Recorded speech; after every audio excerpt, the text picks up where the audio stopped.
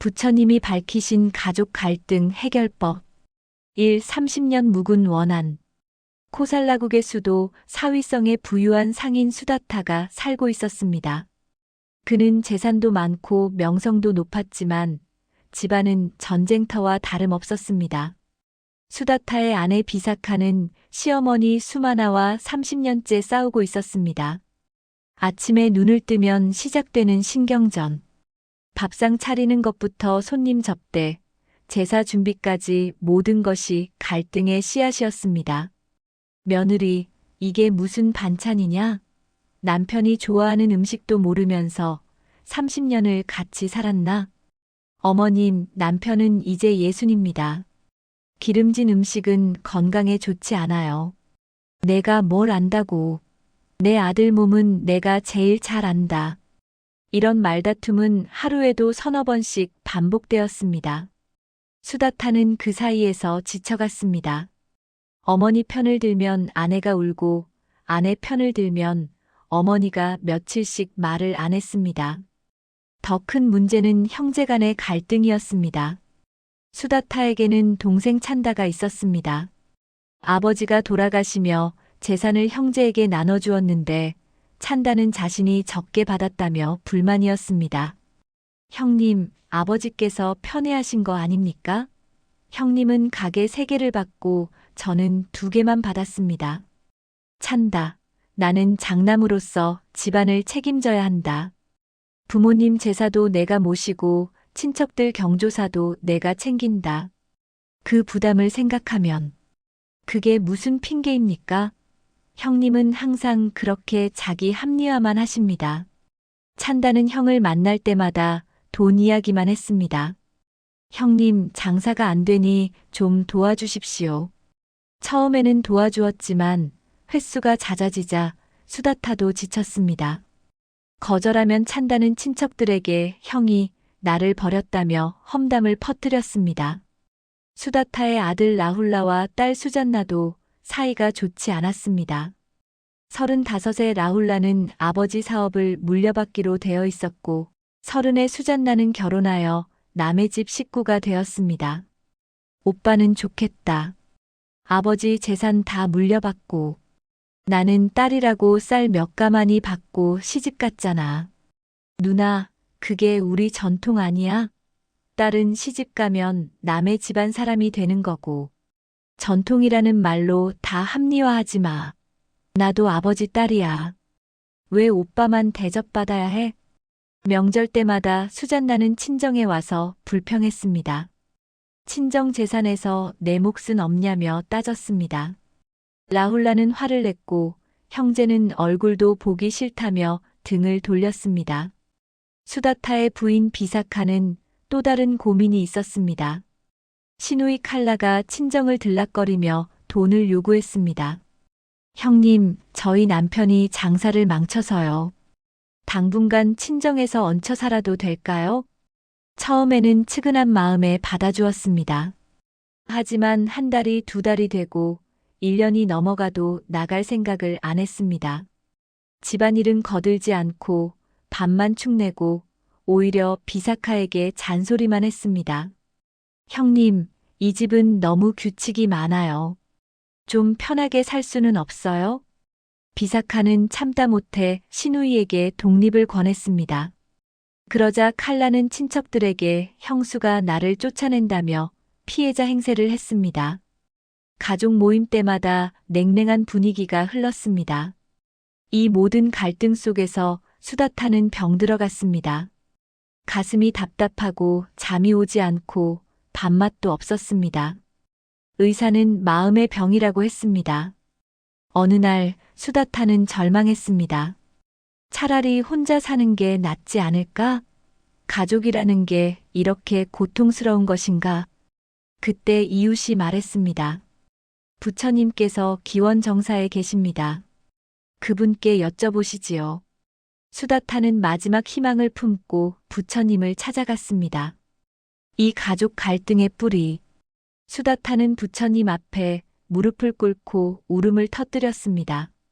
세존이시여, 저는 재산도 있고 건강도 있지만 행복하지 않습니다. 가족들이 매일 싸우고 저는 그 사이에서 죽을 것 같습니다. 차라리 가족을 떠나고 싶습니다. 부처님은 자비로운 눈으로 수다타를 바라보셨습니다.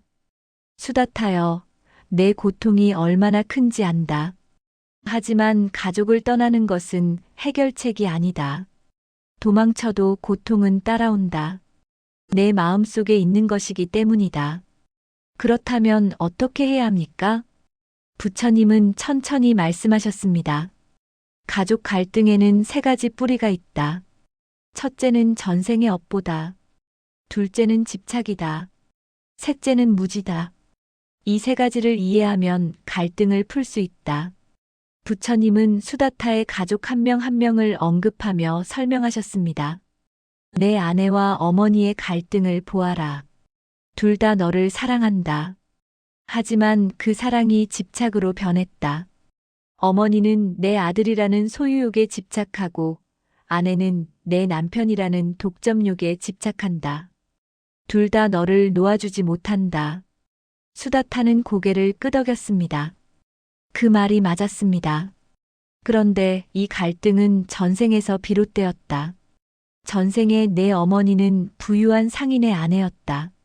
그런데 남편이 젊은 첩을 들였다. 그 첩이 바로 지금의 내 아내 비사카였다. 당시 내 어머니는 첩에게 끔찍한 학대를 했다. 밥을 굶기고 매질하고 창고에 가뒀다. 비사카는 그 고통 속에서 죽었다. 수다타의 눈이 커졌습니다. 그래서 둘이 만나면 본능적으로 경계하는 것이다. 전생의 기억이 잠재의식에 남아있다. 서로를 편하게 볼 수가 없다.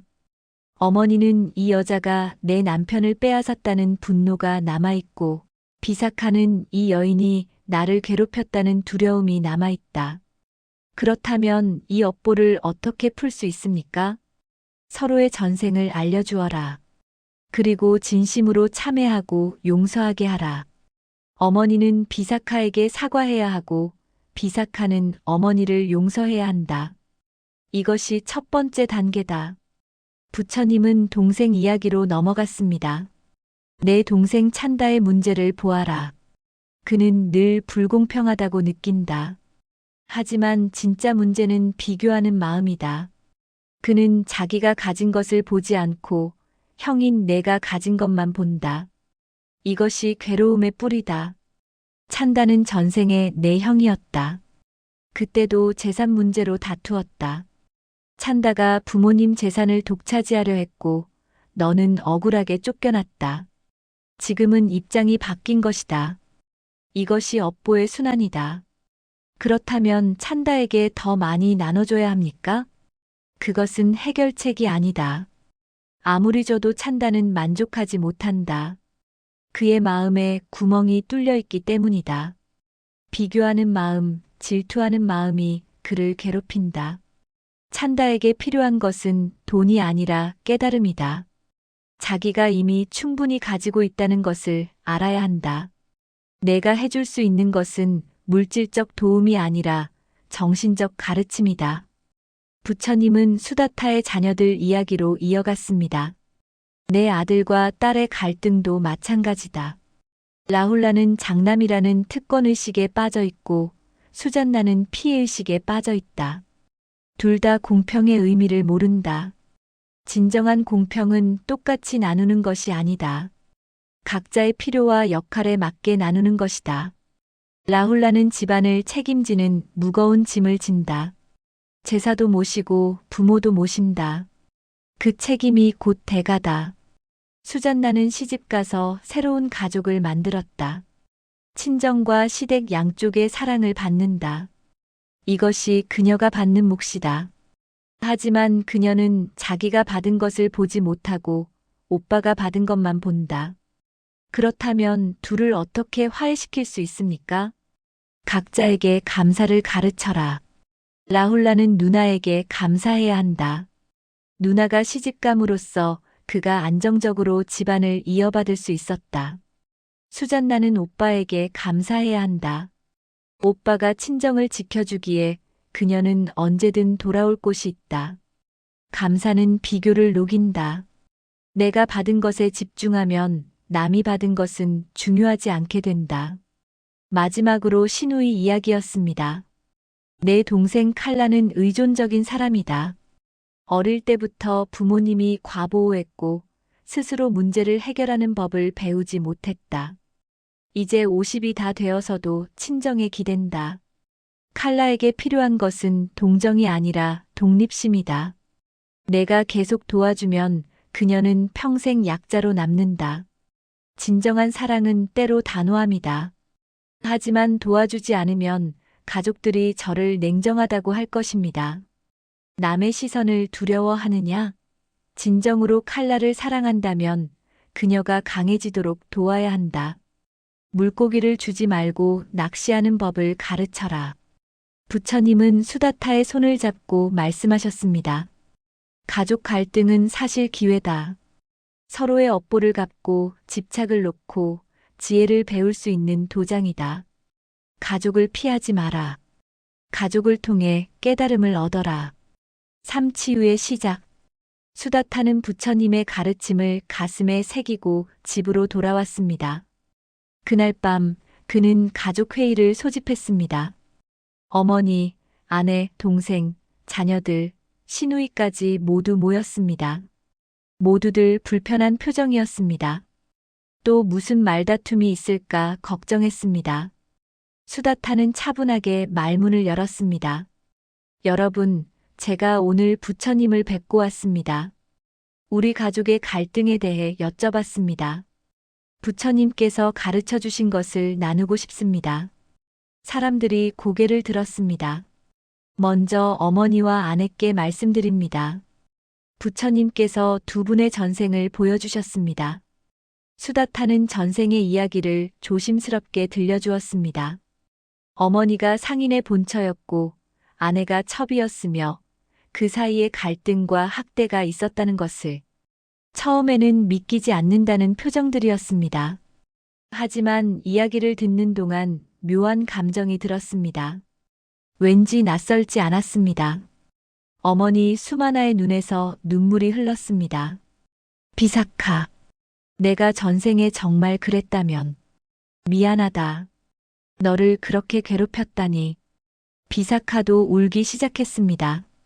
어머님, 저도 어머님을 원망했던 마음을 용서해 주세요. 이제야 이해가 됩니다. 우리가 왜 이렇게 서로 불편했는지. 두 여인은 30년 만에 처음으로 서로를 껴안았습니다. 오래도록 울었습니다. 30년 동안 쌓인 응어리가 눈물로 씻겨 내려갔습니다. 수다타는 동생에게로 눈을 돌렸습니다. 찬다. 너는 늘 불공평하다고 했지. 하지만 부처님께서 말씀하시길 전생에는 내가 형이었고 나를 쫓아냈다고 하셨다. 이제 입장이 바뀐 것이다. 찬다는 고개를 숙였습니다. 그리고 부처님께서 이렇게도 말씀하셨다. 내게 필요한 것은 더 많은 재산이 아니라 감사하는 마음이라고. 찬다. 너는 가게 2개를 받았다. 그것으로도 충분히 가족을 먹여 살릴 수 있다. 문제는 내가 항상 나와 비교한다는 것이다. 찬다의 눈에서 눈물이 흘렀습니다. 형님, 죄송합니다. 저는 항상 형님이 부러웠습니다. 형님은 장남으로 태어나 모든 것을 받고 저는 동생으로 태어나 항상 뒷전이었습니다. 그 서러움이. 찬다. 나도 힘들었다. 장남이라는 짐이 얼마나 무거운지 아느냐? 모든 것을 책임져야 하고 모든 결정을 내려야 하고 실패하면 모든 비난을 받아야 한다. 너는 그 부담이 없다. 자유롭게 살 수 있다. 형제는 서로를 안았습니다. 50평생 처음으로 진심으로 안았습니다. 수다타는 자녀들을 바라보았습니다. 라훌라, 수잔나, 너희는 서로를 부러워하지. 하지만 각자가 받은 것이 다를 뿐이다. 라훌라는 재산을 받는 대신 평생 이 집을 책임져야 한다. 할아버지 할머니를 모시고 제사를 지내고 친척들을 돌봐야 한다. 라훌라가 고개를 끄덕였습니다. 수잔나는 시집을 가서 새 가족을 얻었다. 친정과 시댁, 두 집의 사랑을 받는다. 이것이 내가 받은 몫이다. 각자 다른 선물을 받았을 뿐이다. 수잔나가 오빠를 바라보았습니다. 오빠, 미안해. 나는 오빠가 부러워서. 오빠는 언제나 아버지의 사랑을 독차지하는 것 같았어. 누나야말로. 나는 누나가 부러웠어. 누나는 결혼해서 자유로워졌잖아. 나는 이 집에 묶여서 평생을 살아야 해. 남매는 웃으며 손을 잡았습니다. 서로가 서로를 부러워하고 있었다는 것을 알게 되었습니다. 마지막으로 시누이 칼라였습니다. 수다타는 단호하지만 부드럽게 말했습니다. 칼라, 너는 이제 50이다. 평생을 친정에 기댈 수는 없다. 내가 너를 도와주지 않는 것은 미워서가 아니라 내가 강해지기를 바라기 때문이다. 칼라는 울먹였습니다. 오빠, 저는 무서워요. 혼자서는 살 수 없을 것 같아요. 할 수 있다. 너는 건강하고 똑똑하다. 작은 장사라도 시작해봐라. 내가 미천을 대줄 테니 내 손으로 일구어봐라. 실패해도 괜찮다. 다시 시작하면 된다. 수다타는 칼라의 손을 잡았습니다. 하지만 이제는 기대지 마라. 스스로 서야 한다. 그것이 너를 진정으로 사랑하는 길이다. 칼라는 오래 울었습니다. 그리고 고개를 끄덕였습니다. 그날 밤 수다타의 집에는 처음으로 평화가 찾아왔습니다. 모두가 서로를 이해하기 시작했습니다. 다음 날 아침 어머니와 며느리는 함께 부엌에서 아침을 준비했습니다. 서로 배려하며 웃으며 30년 만에 처음으로 찬다는 형의 가게를 찾아와 조언을 구했습니다. 더 이상 돈을 달라고 하지 않았습니다. 함께 일하는 법을 배우고 싶다고 했습니다. 라훌라와 수잔나는 함께 조부모님을 뵙러 갔습니다. 서로 돕기로 약속했습니다. 제사도 함께 준비하고 부모님도 함께 모시기로 했습니다. 칼라는 작은 옷감 가게를 시작했습니다. 처음에는 서툴렀지만 점점 자신감이 붙었습니다. 석 달 후 그녀는 처음으로 번 돈으로 오빠에게 작은 선물을 했습니다. 오빠, 이제 저도 할 수 있어요. 고마워요. 1년 후 수다타는 다시 부처님을 찾아뵈었습니다. 이번에는 온 가족이 함께였습니다. 부처님은 미소 지으며 말씀하셨습니다. 잘했다. 너희는 갈등을 깨달음으로 바꾸었다. 이제 너희 가족은 진정한 가족이 되었다. 가족은 피로 맺어진 것이 아니다. 업으로 맺어진 인연이다. 그 업을 풀고 서로를 이해하고 함께 성장할 때 진정한 가족이 된다. 갈등을 두려워하지 마라. 갈등은 성장의 기회다. 서로를 비추는 거울이다. 가족을 통해 너 자신을 보고 너를 변화시켜라. 그것이 가족이 주는 가장 큰 선물이다. 수다타의 가족은 모두 함께 부처님께 절했습니다. 30년 묵은 갈등이 마침내 치유되었습니다. 그들은 비로소 평화를 알았습니다.